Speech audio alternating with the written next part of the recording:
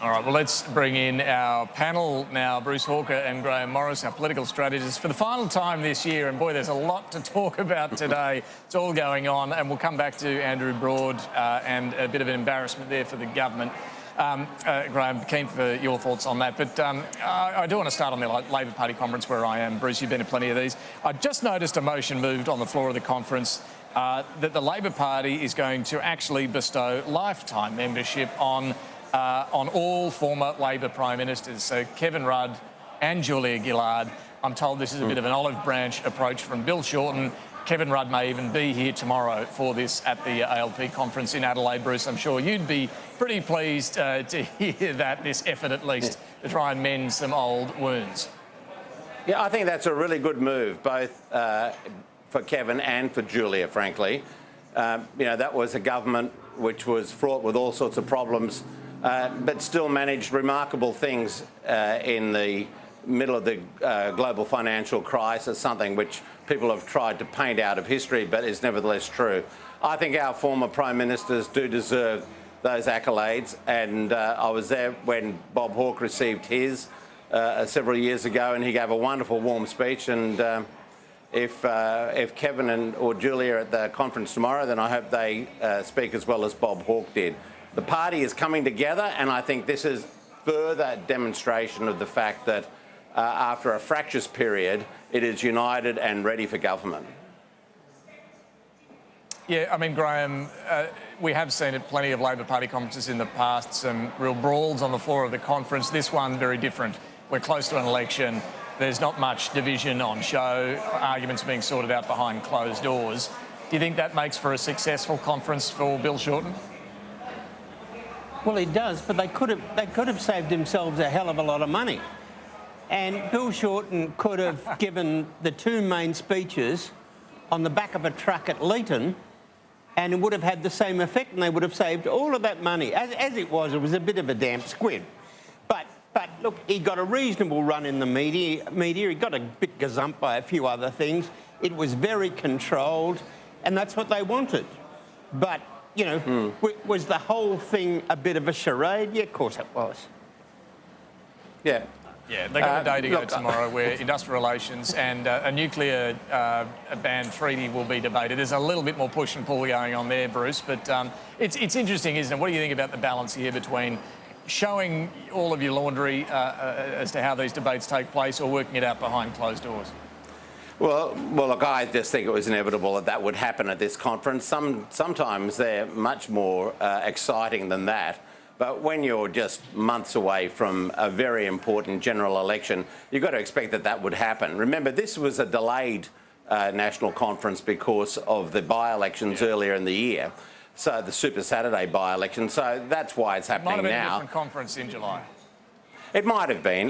Probably not all that different, though. You know, I think they're taking a very careful path around issues like asylum seekers, but nevertheless making some gestures towards the humanitarian arm of the Labor Party and of the electorate around issues like increasing immigration or refugee intake and UNHCR funding. Those sorts of issues are important, and they do signal that, OK, we may not be perfect as far as folks on the left of the Labor Party are concerned, and those people who are really concerned about it in the public, but we are going to be a lot better than the other mob.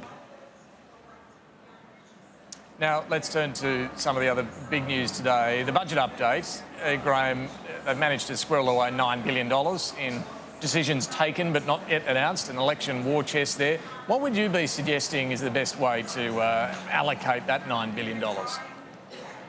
Well, the first thing, David, is after 10 years, we've finally got 10 minutes of economic sunshine. This is actually a fantastic result. What would I do? Look, as a campaigner, I would do a mixture. One would be some sort of tax relief for families with kids. So you can say, look, Bill Shorten's taking that much off you and we're giving you this much. So that contrast would be good.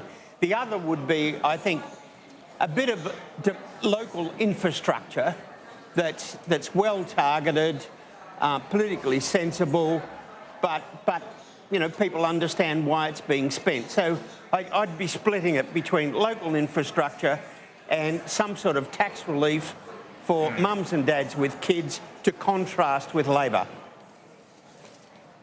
Yeah, Bruce, Labor will have that money at their disposal, the promise as well. You know, we remember Kevin Rudd matching John Howard's big tax cuts just before the 2007 election. Does Labor need to match any tax cuts, any further tax cuts? Well, I think it does need to demonstrate that it's fiscally conservative, and that's what Kevin Rudd did in 2007 when he basically underspent John Howard and surprised all the commentators and pleased them as well, and I think gave assurances to the wider electorate.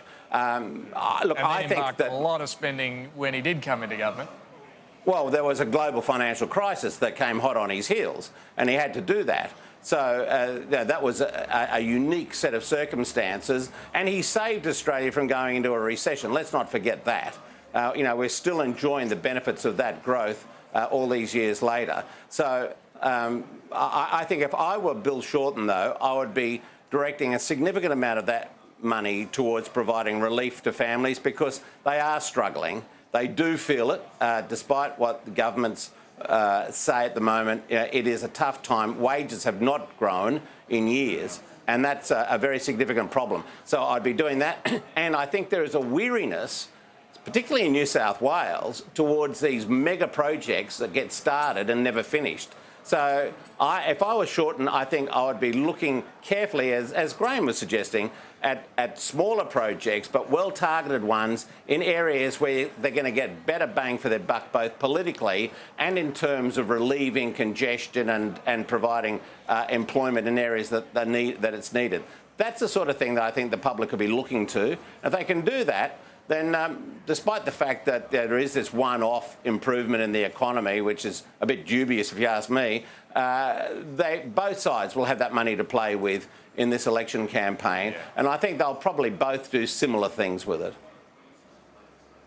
Let me get your thoughts on Andrew Broad, the National Party MP, 43-year-old married man, traditional family values guy, opposed same-sex marriage, bagged Barnaby Joyce when he ran into trouble on the family front. You know, some of what's been reported in New Idea today, and certainly not denied, is quite laughable. You know, you can have a good old laugh about him boasting about being like James Bond and so on. And how he'd had this big promotion back home at work and all this. But, you know, there are family members involved here. This is quite serious. He's had to resign today. And there's a matter that's also been referred to the Federal Police on the insistence of the Nationals leader a couple of weeks ago when Broad came to him. And look, we can only speculate as to what that might be, why they felt she may have done something that needs investigating, whether it was a demand for a payment or so, who knows. But Grahame, look, once again, it's an own goal embarrassment. Look, every federal member of parliament represents about 100,000 people. You are their standard bearer, and there are certain standards that go with that. And particularly for a terrific party like the National Party, they champion family values very strongly. And look, on face value, it looks as if Andrew Broad has fallen short of what a standard bearer should be. I hope when all of this gets exposed that there's something there we don't know. But on face value, it looks as if he's fallen short of the standards that he himself has espoused and that the National Party runs on and that the people of northwestern Victoria would expect, and I think that's sad. I think this, look, the backstory will be somewhat interesting here, Bruce. Look, I assume he's resigned because he knows he's done the wrong thing, but if he and the leader, Michael McCormack, knew about this 2 weeks ago, were holding off, hoping it wouldn't become public, and then she's eventually gone to New Idea. We don't know whether there's a payment there or not, but there's a few questions still to come out on this one. Well, I think old Martini Broad's shaken and stirred on this one, and I think the National Party really does need to be really conscious of this. Look, it happens to all the parties. I don't think any of us can be too sanctimonious about it. But on the back of the problems with Barnaby Joyce, this is a really bad look. And I would have thought in his electorate, it's not going to go down very well at all. So I guess he'll run again. I don't know, but. it just goes to this sense that things are sort of unravelling in the government. And that can manifest itself in all sorts of different ways. And when you get this general sense that the members are just doing what they want to do and aren't really fussed about a public propriety, then I think that's a very significant issue that the public takes note of, and it's one of the other things that goes towards keeping their vote way below what it should be. But I feel very sorry for Michael McCormack. He's a very decent fellow. He's a good leader. And here he is having to stand up and explain these sorts of things. You know, he deserves better than that. Yeah, no leader wants look, this. On that troubling note for the National Party, we are going to have to go, sadly. Look, Grahame, Bruce, thank you again for all of your insights and analysis throughout what's been a pretty crazy old year in politics, 2018. Very much looking forward to talking to you in the new year as we lead into the federal election and the state election in New South Wales too. So enjoy your break and we'll catch up soon. Thanks, mate. And have a and happy you, David. Christmas. Happy Christmas. Bye. Indeed, indeed. All right, let's take a quick break. We'll come back with the last word.